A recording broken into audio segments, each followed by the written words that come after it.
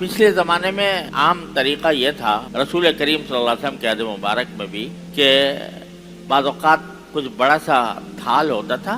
उसके अंदर सालन है या रोटी है, जो कुछ भी है, सब मिल के बैठ जाते थे और सब उसी में से खाते थे। खुद हमारे यहाँ भी एक अरसे दराज तक ये सिलसिला जारी रहा और अब भी बहुत सी जगहों पर है। तो वहाँ इकट्ठे लोग बैठे हुए हैं, तो नबी करीम सल्लल्लाहु अलैहि वसल्लम ये तालीम दी कि कुल मिम्मा यली, खाना वहां से खाओ जहाँ तुम्हारे बिल्कुल सामने है, ये नहीं कि वहां से दूसरी तरफ से खाना शुरू कर दिया, ताकि हर एक आदमी अपने हिस्से का खाना खाए और बाकी में ना बचे। तो रसूल करीम सल्लल्लाहु अलैहि वसल्लम ने यह हुक्म दिया था कि कुल मिम्मा यली, अपने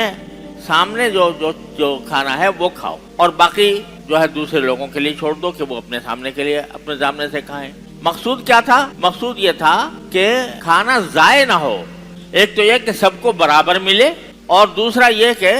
खाना जाए ना हो। आदमी को ये भी सोचना चाहिए कि अगर दस्तरखान पर 5 आदमी बैठे हैं और बीच में किसी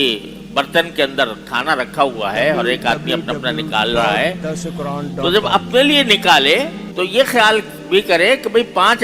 4 आदमी और हैं, ये नहीं कि सारा उंडेल लिया अपने बर्तन के अंदर और दूसरों को महरूम कर दिया। तो आदमी को ये ख्याल रखना भी जरूरी है कि अगर मुश्तरक तौर पर खा रहे हैं तो भाई सब हिस्सेदार हैं, सब हकदार हैं, लिहाजा उतना ही निकाले जितना वो खुद दूसरों के लिए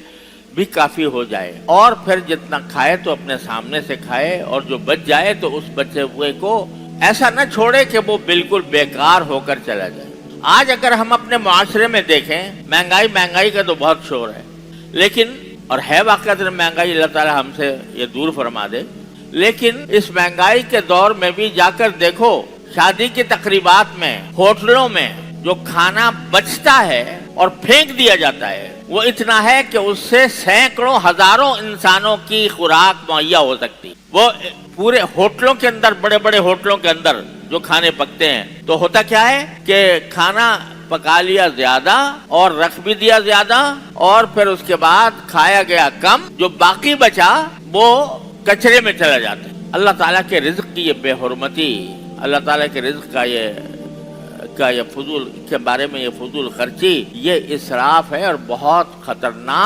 खतरनाक गुनाह है। उस इसराफ के नतीजे में पूरे मुआशरे को नुकसान पहुंच, बेबरकती होती है। अल्लाह तबारक व तआला के रिज्क की नाशुक्री करने के नतीजे में पूरा मुआशरा बेबरकत